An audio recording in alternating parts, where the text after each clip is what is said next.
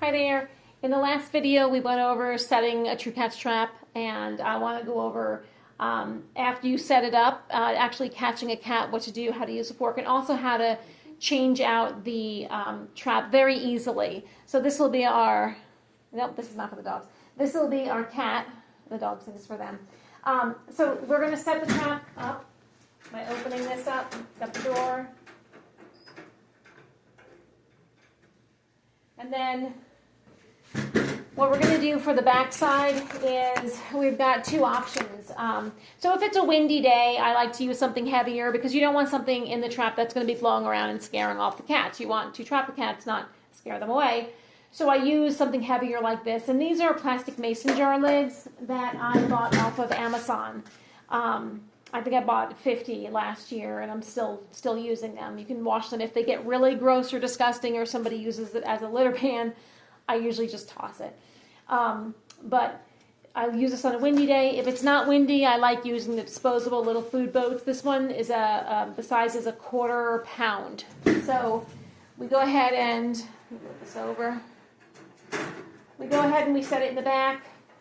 If it's not a windy day, or if you're trapping inside someone's garage where it's a controlled environment, I like putting cardboard on the base, and I put a little fold there that kind of follows the flow of the trap plate. It just makes it nicer also after you trap a cat if they're on cardboard versus if they're on the grate, and then when you lift them up, I mean, animals, they will avoid grates with nothing underneath it. They'll go out of their way not to walk on it. So I like to make the cats as comfortable as possible. So I always give them a solid surface to stand on, especially when I'm transporting. So if it's not a windy day, I use my food boats. I use Fancy Feast. Most of the time it's the flaked shrimp or flaked fish with shrimp. That seems to get the cats the most. Some cats don't like seafood flavors, so I always keep turkey, chicken, on hand. Usually Friskies, pate on hand for those cats. And I'll offer, if I'm setting up, say, like 8 traps in a row, I'll do, the majority of traps with the Fancy Feast and then several traps with the other ones. So after you have the food in there, you're going to shut this. And you want to make sure that the lever is on the outside. I've seen a couple of times where I go to pick up a cat and it's on the inside, which it's not locked. So you want to make sure that it's always on the outside, because you can't just simply lift it up to fix it, because then the cat can escape. So then you have to use a fork and then lock it. So make sure before you are ready to trap that this is always locked in place. They have the clips that come with these traps that you can put on for added precaution, added safety, but if it's in the right place, it just locks itself, and you shouldn't have to be too concerned about that. So you have your cat. So this will be our cat. So the cat went in the trap, and it set off the trigger plate. Now he's locked in there. You're going to have your blanket or sheet ready to go. 3x5 is sufficient.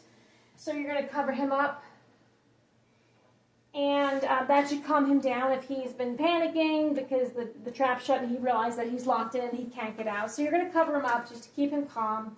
You're going to get him moved into a temperature-controlled room. If it's just one cat you're trapping, I've had people put them in the bathtub or in a laundry room with a Chuck's pad underneath the trap. So wherever you put them, to make sure it's a temperature-controlled room, especially if you're going to be picking them up right after they've had the surgery. Cats cannot control their body temperature if they're recovering from anesthesia. So it's important to have a temperature-controlled room for these cats. You don't want to cause damage to them. We want them to be as safe as possible and also as traumatized-free as possible. So to set the trap, with the food, water, I like putting down Chuck's pads on top of the cardboard. So what I do is I take a Chuck's pad, and this is my favorite kind. I think I get them at Walmart. They're the extra large, extra absorbent ones, and they really are. They absorb so much if the cat spills the water and they pee. They're fantastic. So I really prefer these over any other brand of Chuck's pad. So what you're going to do is you're going to, after you've taken one of these and cut it in 4 pieces, which is a perfect size for this trap. Then you're going to take a piece of cardboard. It's a piece of thin cardboard I always have on hand. It's much thinner than the trap. I just use it to push it in. So from whatever side you're going to work first, let me get this down there. You're going to take the fork, if the cat's on that side where you want him, you're going to take the trap fork. Oops, cat's in the way.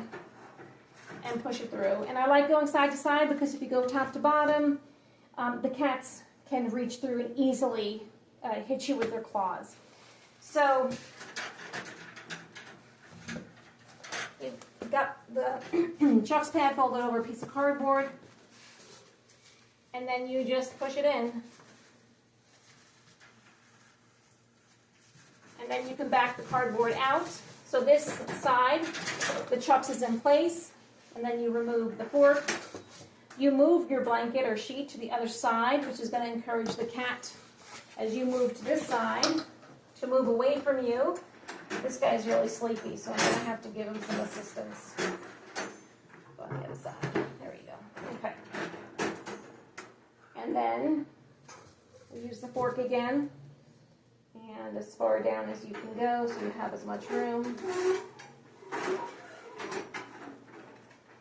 And then on this side, you just unfold the Chuck's pad, and that's beautiful.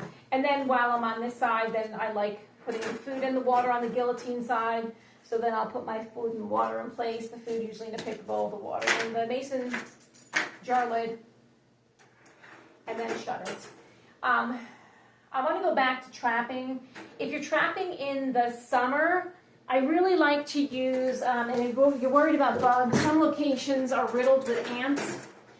So you can take this mason jar lid, and then they actually sell extra small ones of these. I have those as well.